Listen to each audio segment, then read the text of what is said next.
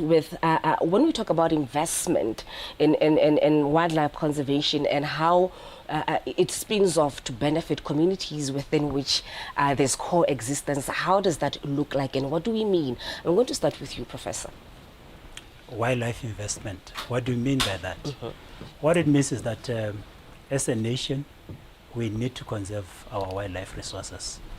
We need to look at wildlife as a resource to us. Because when you talk of tourism, you are talking of a number of people, mostly from developed countries, coming to Botswana to see the wildlife, to view the wildlife. And when they come, they pay a lot of money. That is the tourism revenue that goes into government coffers. That is the money that you will end up maybe building a school somewhere, maybe paying your salary, paying my salary. So that is investment.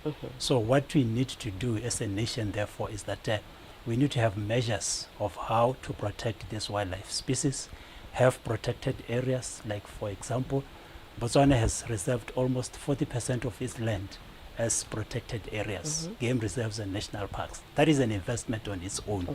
In addition to that, the Botswana government has gone further to come up with the Ministry of Environment and Tourism, the Department of Wildlife and National Parks.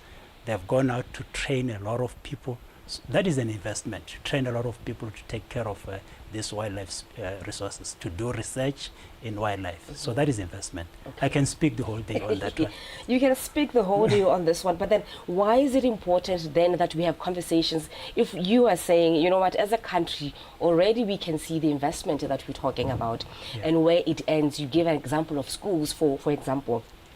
Then why is it important for us to be having this conversation and saying perhaps let's look at some partnerships, let's look at some financing models to talk about this if already this is happening? Okay, thank you very much. No, basically, generally, biodiversity conservation is underfunded throughout the world. And it's a very big, financing gap that exists. And the conversation that we are having today is actually brought by that.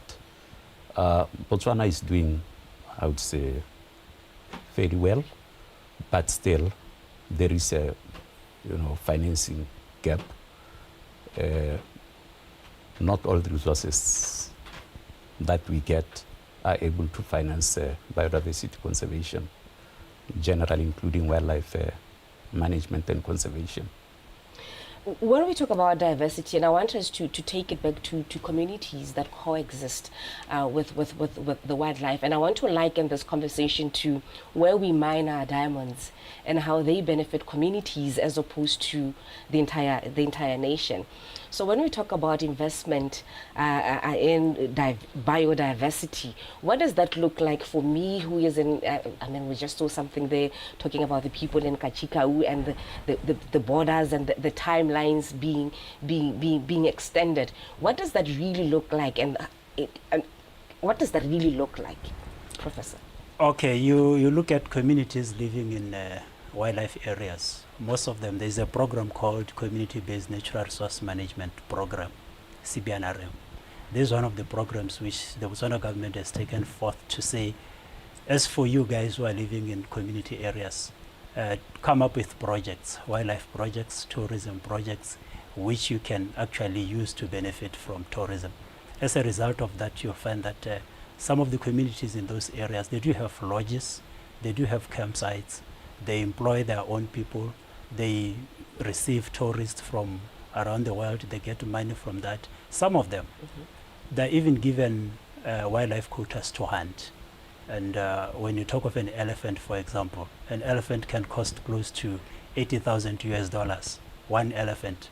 So they do hunt and they get money, and this is the money that accrues to them. So this is actually one of the ways to say you are living in these areas, therefore you should benefit from the resources that are around you. It's actually an investment on them. And actually look at the CBNRM program itself. It's designed to make those communities to promote conservation. The idea is that when they benefit from these wildlife resources, they should be obliged to conserve the resources. Okay.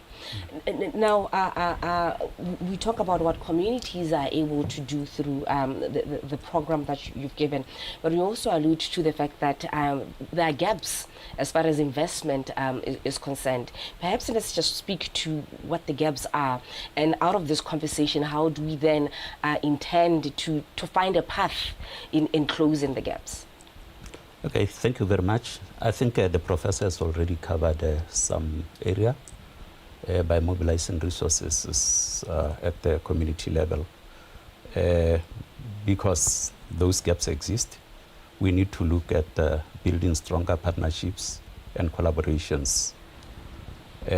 For now in Botswana, most of the bill is footed by government, but we do have, partners, development partners, who come in and assist in funding programs and projects. And we have got conservation, partners who also come in and bridge those gaps. But most importantly, the communities can still do a lot more. They can actually raise a lot more by, exploring the value chains within their localities, and therefore we believe they are able to cover some of the costs that are required to manage the wildlife resource.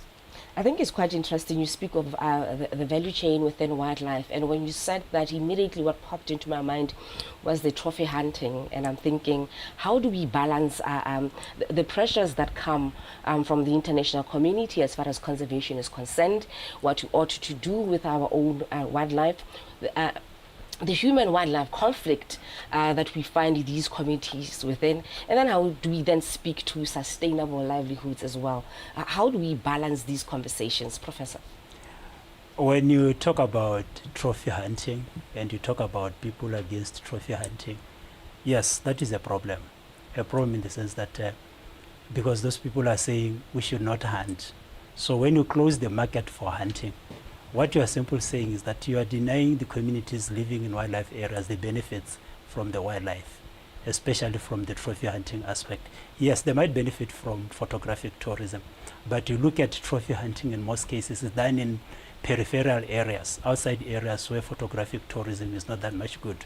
And if you deny communities to benefit from these wildlife resources around them, then it's a cause for concern, because they will not be obliged to conserve the resources, and you might actually end up in a situation whereby there's degradation of those wildlife species. Your second question on human-wildlife conflict, yes, I agree. You look at communities living in wildlife areas, there are a lot of conflicts. You talk of crop damage, you talk of livestock predation, you talk of livestock infrastructure damage, you talk of injuries and death. So these are some of the issues which are there, which are a cause of concern when it comes to human-wildlife conflict. So what is it that we are doing at the moment to mitigate against all this? That's why the Botswana government has come up with the Human-Wildlife Conflict Strategy and Action Plan, to come up with suggestions to say we can handle this conflict this way, we can mitigate it in this way. And when Mr. Batshabang was talking about the value chain, for example, one of the pillars, one of the strategic goals that we are suggesting in this strategy is that we must develop a fully fledged wildlife economy and value chain sector. This is to say, you have your elephant, for example. Don't just take a picture of an elephant and then end there, or don't just hunt and to take trophies. You leave the entire carcass there, the bones, the skins and everything. See what you can do, develop other industries from that. The skin, for example, you can take it to some industry somewhere. You can produce your belts, you can produce your shoes, the hooves, the bones, you can take them somewhere and produce something. So that will be that value chain that we are talking about, which we are saying communities in these wildlife areas can develop, that they can be facilitated by our government to benefit from the wildlife resources fully in their areas of operation. It's quite interesting. You talk about fully fledged wildlife economy, and you mentioned the value chain, which has been a big word in the last 2 years, if I'm not mistaken. Let's stick to that in light of wildlife and the strategy that you talked about. In light of Wildlife Day, investing in wildlife conservation, investing in people and planet, how do we make this come alive then? Batshabang. Okay, thank you very much. I think basically the theme for this year's Wildlife Day, that happens every year on 3rd March, is basically to say, let us balance the needs of the people and protect the planet. That balancing act, coexistence, etc.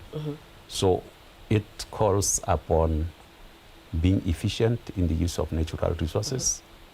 It calls upon innovations, use of technology.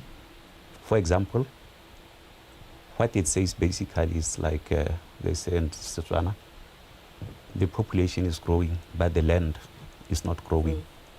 And the only way in which we can sustainably, live on it is to improve our technology, improve the way we use it. Okay. So beyond the investment in technology, Prof, what else can we do to make this come alive in light of the investments that we're talking about, or the investments that are required to realize this a balance of human and wildlife conflict, to really ensure that there is sustainable wildlife and sustainable livelihoods for communities?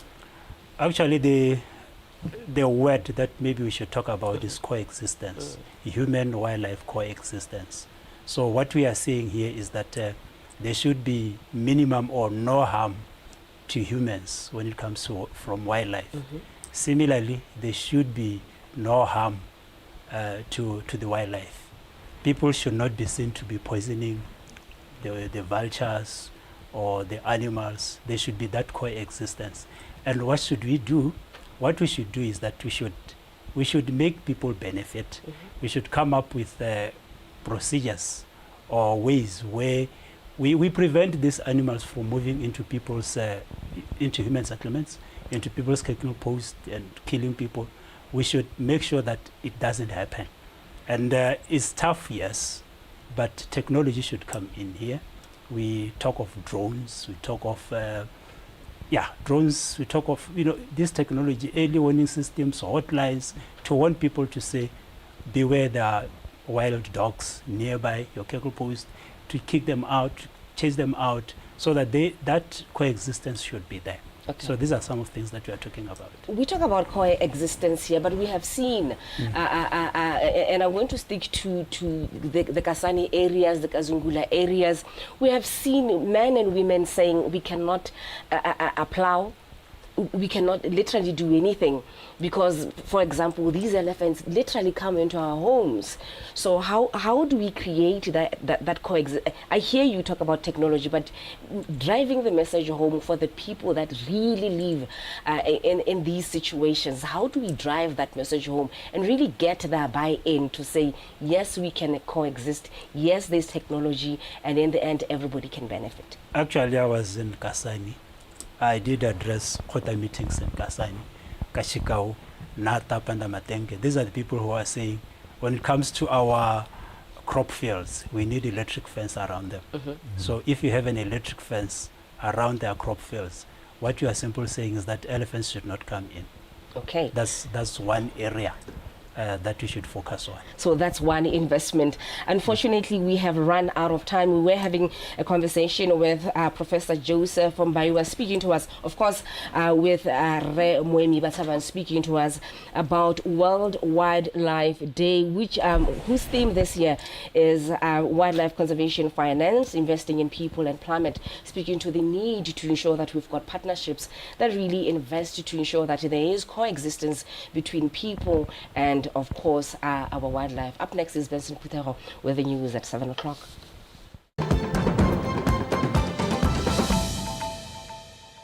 Urgent and robust investments are needed in power generation, transmission and diversification into renewable energy sources such as wind and solar energy. In addition,